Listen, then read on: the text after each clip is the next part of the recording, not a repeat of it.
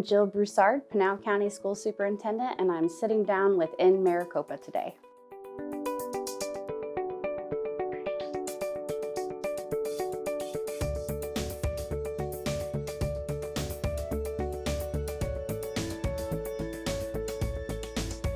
So I came to Pinal County in 2004, and we moved to Santan Valley. I had taught for a couple of years, and then my husband joined the National Guard, the Arizona Army National Guard, and I decided to stay home with the kids since we weren't really sure what his schedule was going to look like. After staying home for a couple of years, I was just kind of speaking with some other community members, and they encouraged me to run for county school superintendent. I had no idea what I was getting myself into, but was elected in 2011 and took office in 2012 and ran again for the 16 election, and will be running again for the 20 election. I'm a doer, so if I can do something to help improve education in Pinal County, and then having a horse in the game with my two boys being in education in Pinal County, I just really was motivated to just kind of start thinking outside the box and doing things a little differently. I see that as two questions. So a typical week is really all over the board, so I don't even have a typical day.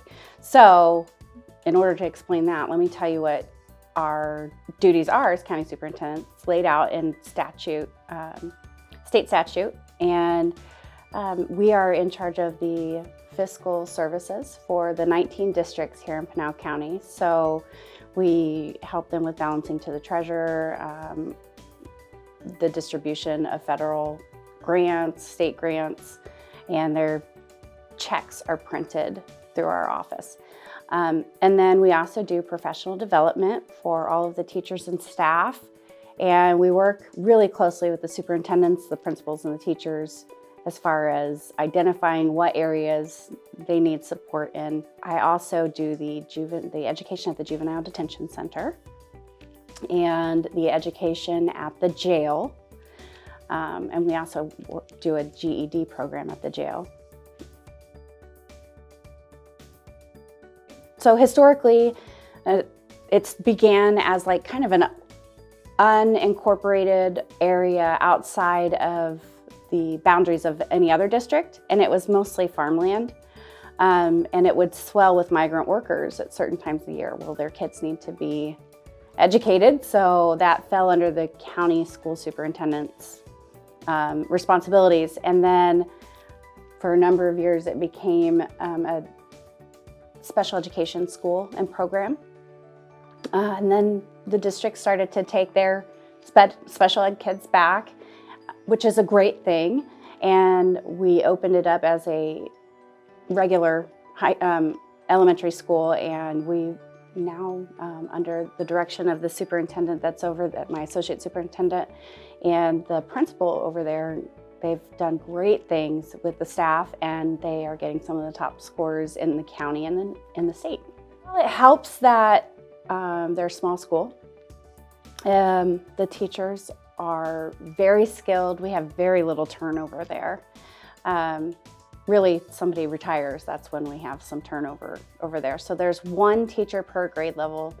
Some of the classes are pretty small because, like I said, we top out at 125 students, and we usually leave a couple spots open because if anybody moves into the district, we don't want to go over that number. And they've just really developed some great programs with reading programs where the whole class goes into reading lab, small groups, one-on-one, and now we're doing the same thing with math instruction. So just having that personalized instruction and that ability to do that small group work really goes a long way. When I first came in, we worked really hard with the juvenile detention facility to revamp that program over there and really work in some transition skills so those students have some skills that really apply to real life when they get out.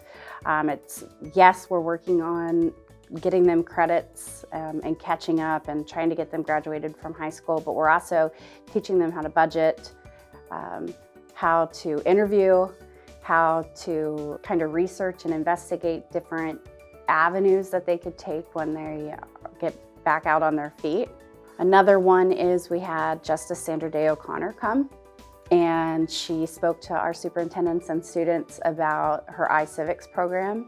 And that one was just really fun, and to be able to get your picture with an icon like that and have her come and speak to our kids and inspire them was really amazing. One of the things I do struggle with actually in this position is really I don't have any authority over the districts. And I'm not saying that I need authority over the districts.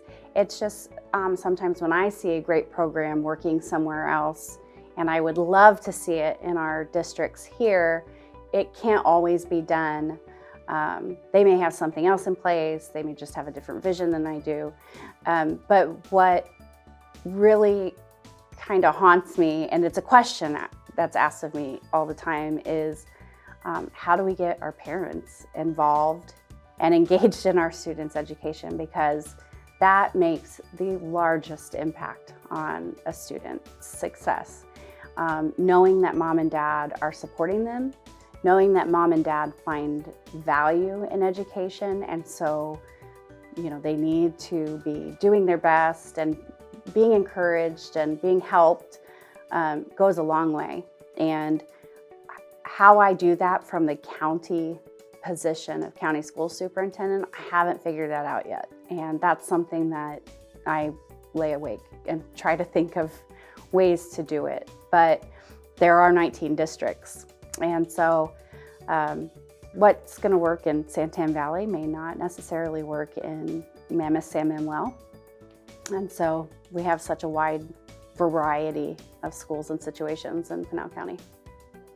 I really do feel like I am in a position where I can advocate for the districts in Pinal County. So because I'm not necessarily on a campus every day, like our other superintendents are for our districts, I feel like I can be their voice up at the state legislature. I also go once a year to DC and I meet with our congressmen and women up there, and I talk to them about what's happening in rural Arizona.